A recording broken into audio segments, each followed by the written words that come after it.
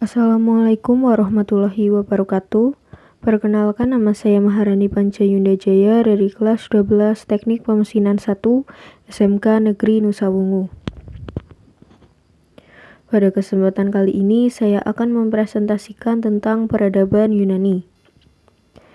Apa sih peradaban Yunani itu?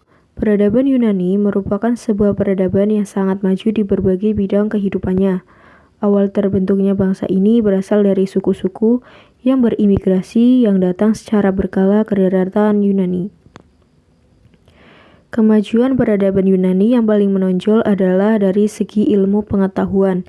Salah satunya yaitu di bidang filsafat yang melahirkan banyak filsuf-filsuf hebat yang pemikirannya masih dipakai sampai saat ini.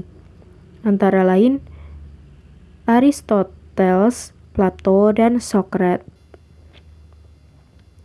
Letak geografis Yunani. Wilayah Yunani terbagi menjadi 5 bagian, yaitu bagian tenggara yang berbatasan dengan Laut Tengah Mediterania, bagian utara berbatasan dengan Makedonia, Yunani bagian selatan semenanjung Balkan, sebelah timur berbatasan dengan Laut Aegea, sebelah barat berbatasan dengan Laut Ionia. Secara geografis, Yunani terdiri dari berbagai pulau-pulau serta tanah datar yang dipisahkan oleh pegunungan-pegunungan yang menjadi lembah-lembah yang letaknya terpisah. Pantainya berteluk-teluk, perbedaan pasang surut air laut yang memungkinkan pembuatan bandar-bandar yang baik dengan mudah.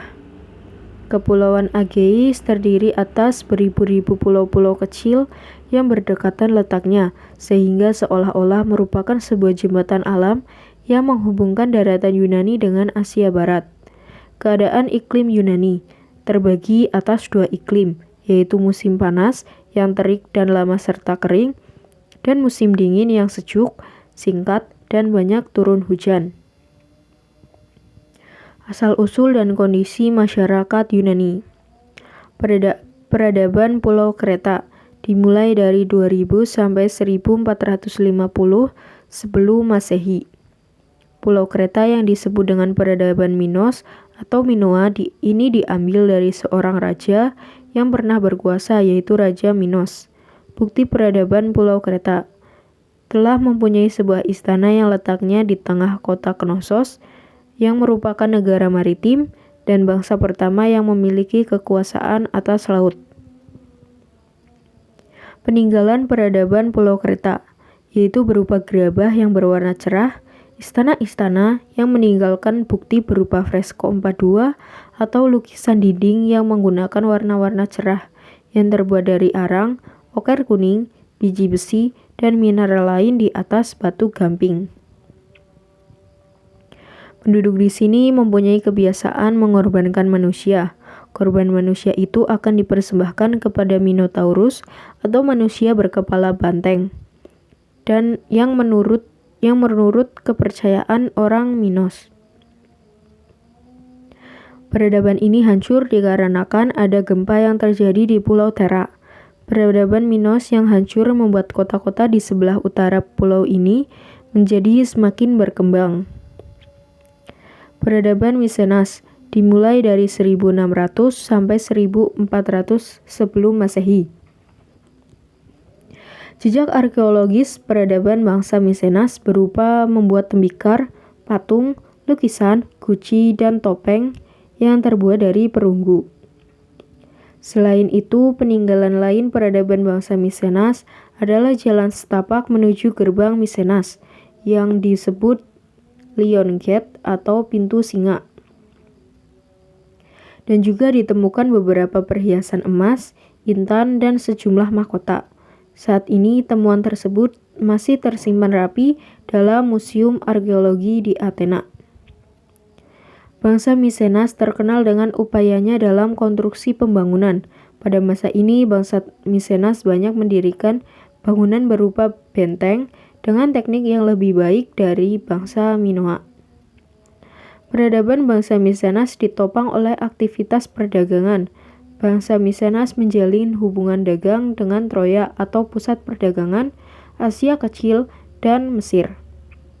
Pada abad ke-13, peradaban Micenas mengalami penurunan dikarenakan Raja Misenas sering terlibat konflik dengan kerajaan Troya.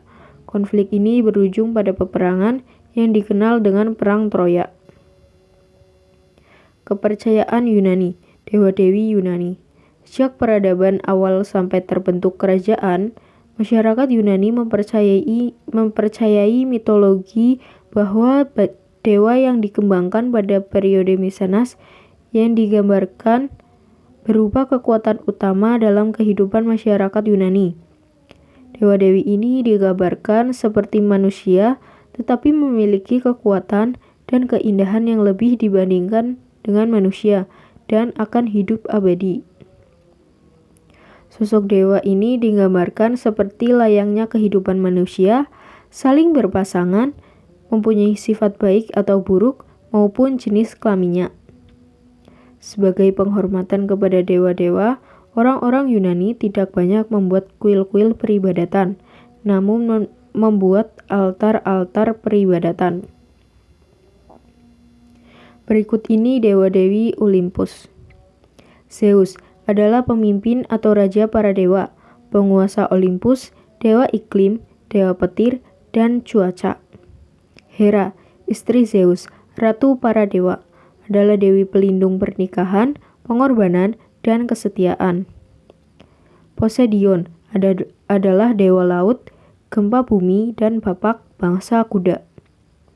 Ares adalah dewa perang dan pembantaian. Hermes adalah dewa penunjuk jalan, pelindung para petualang, pengembala, dan penghibur. Ia juga utusan dewa Zeus. Hephaistos adalah dewa api, tukang kayu, penampa besi, dan pengrajin senjata. Afrodit adalah dewa cinta, seks, dan keindahan fisik. Athena adalah dewi kebijaksanaan, perang, keindahan jiwa, seni, dan pendidikan. Apollo adalah dewa matahari, cahaya, musik, tarian, obat-obatan, dan pelindung para pemanah. Artemis adalah dewi bulan, pelindung hewan, pemburu, kesuburan, dan kesucian, merupakan saudara kembar Apollo. Demeter adalah dewi bunga, tumbuh-tumbuhan, makanan, agraris, dan pelindung perkawinan. Hestia adalah dewi pelindung rumah, keluarga, dan perapian. Berikut ini adalah kebudayaan dan ilmu pengetahuan Yunani. Seni Yunani.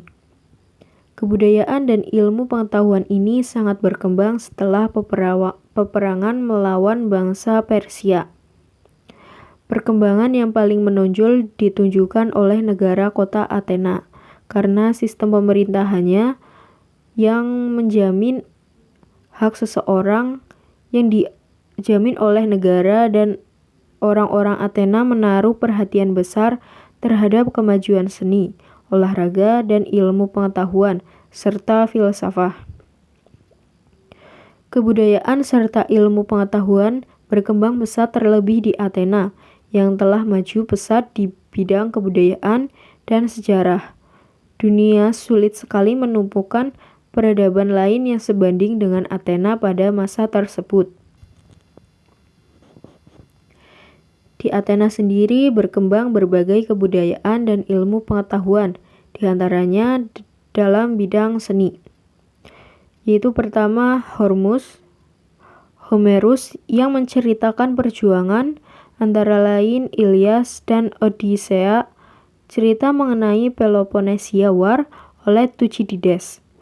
Kedua, sastra lucu karya Aristophan, dan cerita tragedi karya Aeschylus dan Sophokles.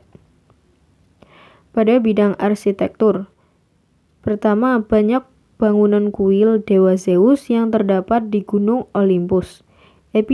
Epidaurus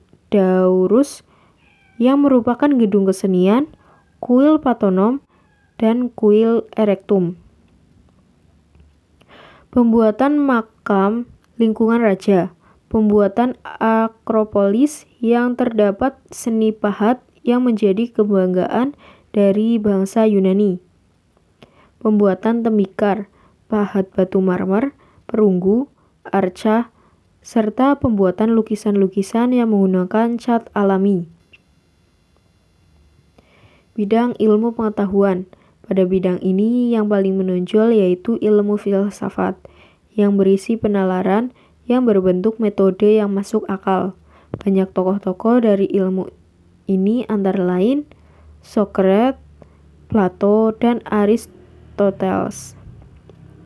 Bidang ilmu pengetahuan yang berkembang tidak hanya dari bidang filsafat, namun ada dari bidang matematika, astronomi, dan kedokteran. Tokoh-tokohnya antara lain Thales adalah babak pengetahuan Yunani yang mengambil pelajaran astronomi dari Mesir dan Persia. Herodotus adalah babak penulis sejarah. Thucydides adalah babak penulis sejarah kritis. Pythagoras, ahli matematika dan ilmu ukur yang ilmunya masih dipakai hingga sekarang. Heraklitus, ahli ilmu pengetahuan alam. Hippocrates, ahli dalam bidang kedokteran. Sekian yang dapat saya sampaikan. Terima kasih. Wassalamualaikum warahmatullahi wabarakatuh.